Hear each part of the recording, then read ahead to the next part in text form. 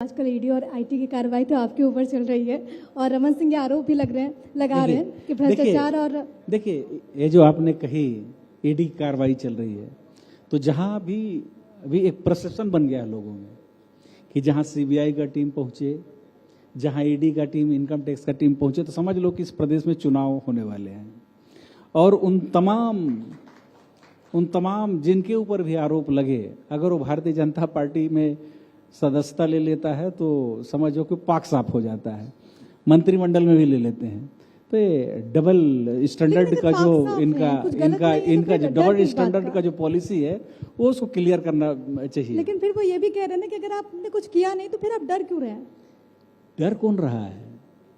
आप डराने का कोशिश कर रहे हैं, आप टेरर पैदा करने का कोशिश कर रहे हैं। और तानाशाह को और ज्यादा डर तब लगता है कि उसकी तानाशाही से लोग डरना बंद ना कर दें, इसलिए वो लोगों के ऊपर जुल्म और ज्यादती करता है।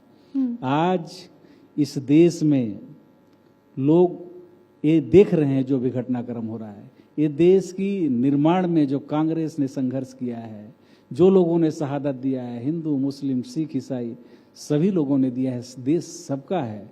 और जो टेरर पैदा करके जो डराने का जो पॉलिसी चल रहा है वो बंद होना चाहिए। मुझे लगता है कभी देश इसको माफ नहीं करेगा।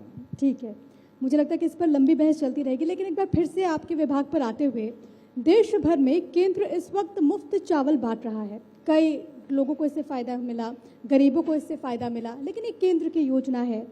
क्या छत्तीसगढ़ में इससे कांग्रेस को कुछ नुकसान हो सकता है? देखिए, ये भारतीय जनता पार्टी श्रेय लेने में, झूठ बोलने बहुत आगे है।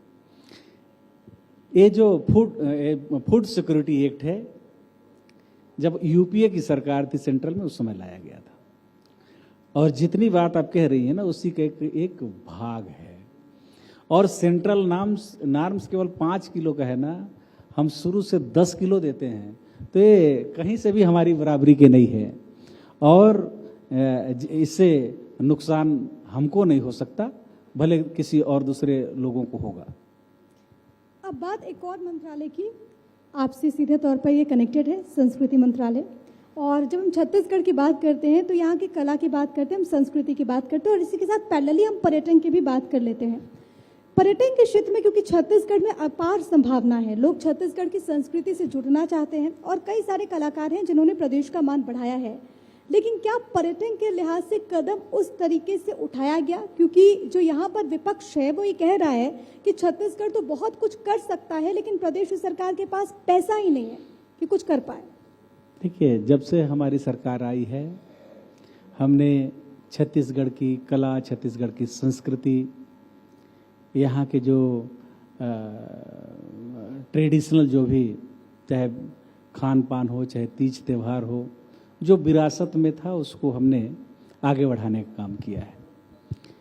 आदिवासी कला, आदिवासी संस्कृति जो यहाँ की पहचान है, आपको मालूम होगा कि सरकार में आने के बाद हम लोगों ने राष्ट्रीय आदिवासी नृत्य महोत्सव कराया, लगातार करा रहे हैं।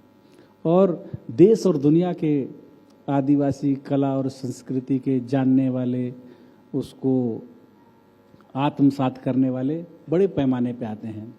और देश के सभी राज्य और लगभग 9 देश के लोग उसमें पार्टिसिपेट किए थे पिछले साल। ये लगातार ये आंकड़ा बढ़ते जा रहा है। और उन लोगों के लिए तो बहुत गर्व की बात है कि जो आज तक के सबसे अछूते थे, जो बस्तर और सरगुजा जैसे वनांचल में रहते थे, जहाँ छत्तीसगढ़ की जो पहचान है, नक्सल गढ़ के रूप में लोग उदाहरण देते थे, आज यहाँ की कला और संस्कृति जब देश और विदेश में अपना कला बिखेर रही है, तो लोग इसको देख भी रहे हैं, सेलिब्रेट भी कर रहे हैं, आत्मसात भी कर रहे हैं, और छत्तीसगढ़ की पहचान भी बन रही है। जिस छत्तीसगढ़ में आदिवासी कला और संस्कृति, छत्तीसगढ़ की जो यहाँ की खान पान, यहाँ की ट्रेडिशनल जो मिलेट्स है, उसको बढ़ाने के जब काम कर रहे हैं, तो पूरा देश भी उसको अडॉप्ट कर रहा है। और छत्तीसगढ़ के बारे में तो जहाँ भगवान राम के बारे में चर्चा होती है, कल ही हम लोग सीतामढ़ी में जहां भगवान राम छत्तीसगढ़ जिस रास्ते से प्रवेश किए थे वहां कार्यक्रम करके आए हैं। भगवान राम का मूर्ति का अनावरण करके आए हैं। छत्तीसगढ़ में भगवान राम बहुत लंबे समय तक व्यतीत किए और जिन जिन स्थानों में वो गए हैं और जहां अवशेष मिला है उसको छत्तीसगढ़ टूरिज्म और संस्कृति विभाग दोनों मिल करके उसको चिन्हित करके पर्यटन पथ के रूप में हम विकसित कर रहे हैं पूरे हिंदुस्तान में। सवाल है छोटे छोटे। आप बात करते हैं राम वन गमन पथ की बात करते हैं, राम वन गमन पथ की बात करते हैं, भगवान श्री राम के ननिहाल की बात करते हैं। दूसरी तरफ INDIE के घटक ही सनातन को एक धोखा बताते हैं। इस पर क्या कहेंगे, क्योंकि बीजेपी तो आपको घेर रही है। देखिए, भगवान राम और छत्तीसगढ़ की संस्कृति, ये दोनों में बहुत आपको अंतरंगता दिखेगा। हमारी संस्कृति में, हमारे व्यवहार में सुबह से शाम तक जब उठते हैं एक दूसरे को अभिवादन करते हैं राम राम से, और बोलते हैं जब मिलते हैं तब भी राम राम, और जब एक दूसरे से अलविदा होते हैं तब भी राम राम, और जब जन्म लेता है तब भी, और दुनिया से जाता है तब भी राम। तो राम का अस्तित्व तो सदियों से रहा है, सबके व्यवहार में, सबके आचार व्यवहार में, सबके दैनिक जो व्यवहार की चीज़ है उसमें, सब में रहा है।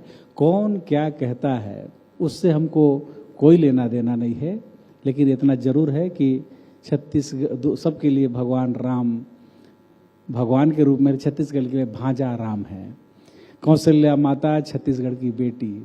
पूरे हिंदुस्तान में कहीं भी कौशल्या माता का मंदिर नहीं मिलेगा, लेकिन चंद्रखुरी में माता कौशल्या का बिल्कुल, और आपके चेहरे उसको से सहेजने का उम्मीदें भी काम, झलक संवारने रही है। का काम, भगवान राम का जहाँ जहाँ पद चिन्ह पड़े उसको सजाने संवारने का काम हम कर रहे हैं। और ये एक बाहर से जो लोग आएंगे इस माध्यम से भी छत्तीसगढ़ को जानेंगे, तो ये तो हमारे लिए बहुत पुण्य। आपके चेहरे से मुझे उम्मीद नजर आ रही है कि आप बिल्कुल आश्वस्त हैं कि भगवान श्री राम का आशीर्वाद मिलेगा। एक बहुत आखिरी सवाल है सर मेरा आपसे, 90 में से कितनी, और क्या आप सीतापुर विधानसभा सीट से ही चुनाव लड़ेंगे? क्योंकि खबर तो ये भी है कि वहां पर नाराजगी है, लोकल प्रत्याशी को उतारने की मांग की जा रही है।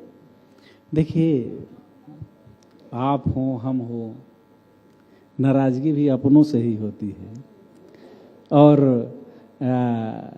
दुलार भी, लाड भी अपनों से होती है, और जितने भी हट करते हैं अपनों से ही करते हैं। जहाँ ना उम्मीद रहते हो तब देखते भी नहीं है, लेकिन जहाँ उम्मीद रहती है, माँ भी बच्चे को तब दूध पिलाती है जब बच्चा रोता है। तो ये तो एक शिष्टाचार और एक परंपरा है, और अगर आप कुछ कहें और हम बुरा मान जाएं तो कोई बात ही नहीं, अगली बार से आपसे नहीं कुछ बोलेंगे। तो ये ऐसी कोई बात है नहीं, सब मेरे अपने हैं और मैं उनका हूँ। चलिए, जोरदार ताली इसके लिए जरूर हो जाए।